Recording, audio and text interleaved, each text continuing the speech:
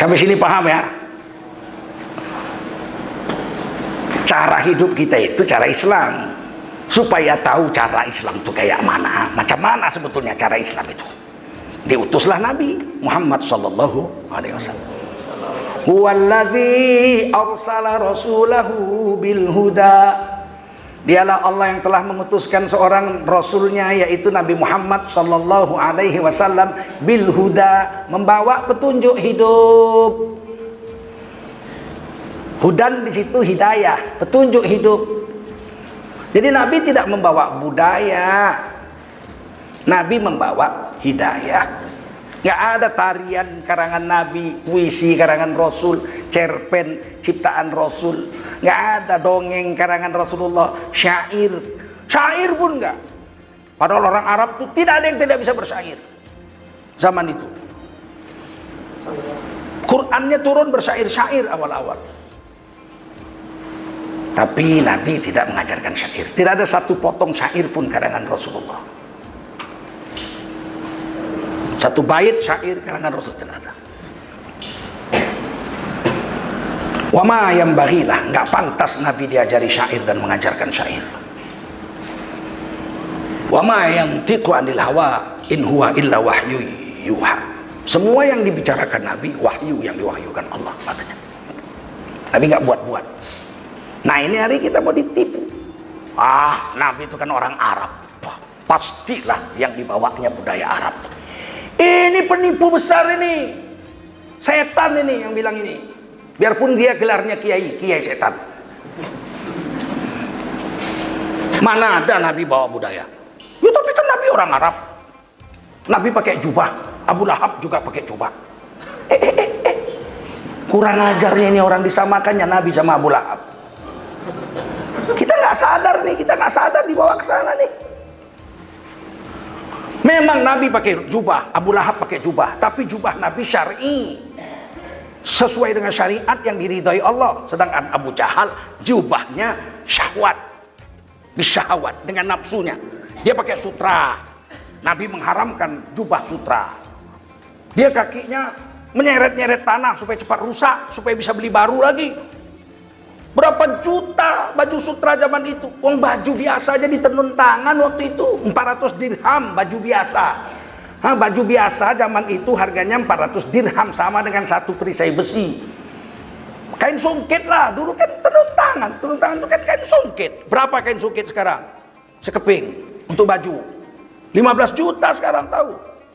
Dulu orang punya baju itu orang kaya. Kalau budak pakai kain basahan aja, nggak pakai baju. Biar laki-laki, biar perempuan. Buah dadanya nampak kalau perempuan.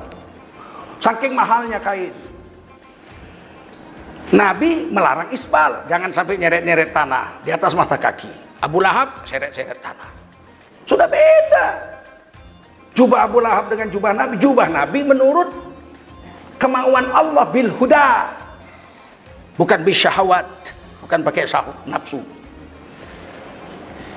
Abu Lahab juga pakai serban, Nabi juga pakai serban. Serban Nabi syar'i. Ekornya paling panjang sehasta, nggak pernah lebih dari sehasta, lewer. Paling pendek segenggam. Ekornya kadang satu, kadang dua. Ada syariatnya. Kalau saya pakai serban nggak pakai ekor, Bengali tukang susu. Mana juga sik itu, pakai serban nggak ada ekornya, nggak dapat sunnah pun.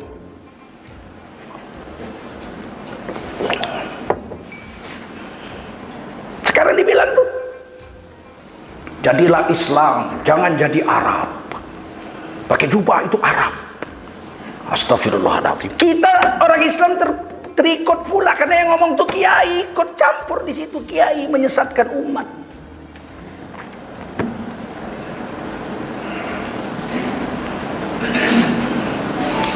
Bayangkan, jubah ini bukan pakaian Arab. Ini ditulis di Quran. Di dalam surah Al-A'raf ayat 26. Ya Bani Adam. Kita dipanggil, hei laki-laki, anak cucu Adam alaihissalam, manusia maksudnya, kita ini. Qad anzalna alaikum libasa. Sungguh kami telah turunkan kepadamu beberapa jenis pakaian. Ini yang bilang Allah. Pelakunya Allah nih. Kami, Allah telah turunkan beberapa jenis pakaian.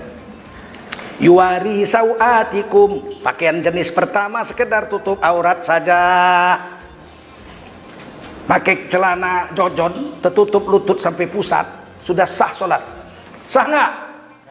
Saya tanya lu, sah nggak? Nggak usah pakai baju, pakai celana buntung aja, sah apa nggak? Sah. Pantas apa nggak? Masalahnya itu. Sempat besok khutbah Jumat khotibnya pakai celana jojon, makmumnya semua pakai celana jojon, sah apa nggak? Sah, tapi tak pantas. Diberi pakaian kedua, warisha, pakaian eksekutif. Kalau Melayu pakai teruk belanga, orang Barat pakai jubah jas. Begitu. Orang Jawa pakai sarung, pakai belangkon. Pakaian eksekutif, pakaian kehormatan.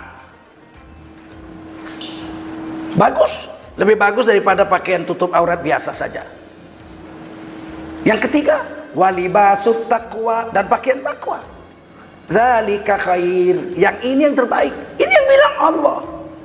Apa pakaian takwa? Pakaian Rasul, yang ditunjukkan Rasul, tidak isbal, apalagi tidak dari sutra, udah itu satu, dari atas bahu sampai kaki satu potong, nggak nyambung. Walaupun orang Arab ada yang nyambung, pakai sarung, pakai baju terus belanga gitu ya, ada hadisnya, hadis Bukhari, Muslim dan lain-lain. Dalam riwayat azan, Sayyidina Umar mimpi lafaz-lafaz azan. Nabi mau memanggil orang sholat berjemaah, pakai lonceng kayak Yahudi, pakai tanduk macam Yahudi, pakai lonceng kayak Nasrani, bakar api kayak Majusi. Nabi nggak setuju, ditangguhkan musyawarah. Malamnya Umar bin Khattab radhiyallahu anhu mimpi seruan-seruan azan. Tapi rupanya malam itu Abdullah bin Zaid radhiyallahu anhu mimpi juga. Jadi ada beberapa orang yang mimpi. Singkat cerita, lafaz-lafaz azan itu dapat dari Abdullah bin Zaid, lari-lari pergi dia ke masjid, cepat-cepat jumpa Rasul. Kata Rasul, cocok.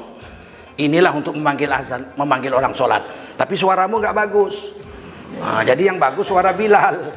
Jadi kamu azannya pelan supaya didengar Bilal. Bilal yang menjeritkannya. Naiklah ke atas haurok dua-dua ke panggung. Makanya azan itu sunat diulang oleh muazin pelan. Allahu Akbar, Allahu Akbar. Allahu Akbar, Allahu Akbar, Allahu Akbar, Allahu Akbar, Allahu Akbar, Allahu Akbar. Jadi ada jedahnya, jangan macam di TV itu main sabur.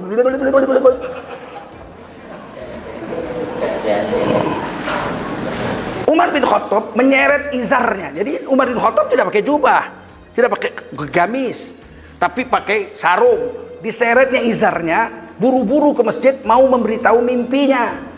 Tiba-tiba belum sampai masjid sudah dengarnya Bilal azan. Allahu Akbar, Allahu Akbar. Allah, keduluan orang mimpi gue.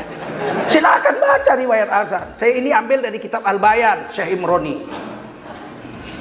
Riwayat ini. Jadi ada juga zaman Nabi itu pakaian lain daripada jubah. Jangan dibilang cuma satu-satunya pakaian Arab. Ada. Umar bin Khattab pakai baju NU. Sarung potong dua. NU belum ada, pakaiannya udah ada. Tapi Rasulullah pakai karena ahabbut thiyab ila Rasulillahi sallallahu alaihi wasallam al-qamis. Ini hadis hasan sahih riwayat Imam Turmidi. Dari banyak baju zaman itu yang ada, yang paling dicintai Nabi adalah gamis, jubah yang lengket dari atas ke bawah satu potong aja.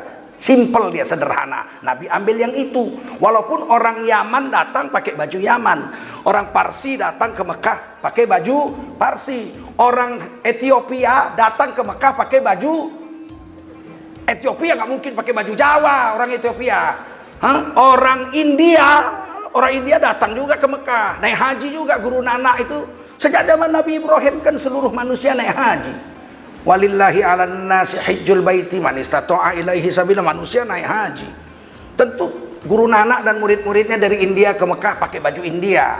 Dari begitu banyak baju yang diambil Nabi, baju qamis. Ini hadis sahih, hasan sahih, ada Qur'annya.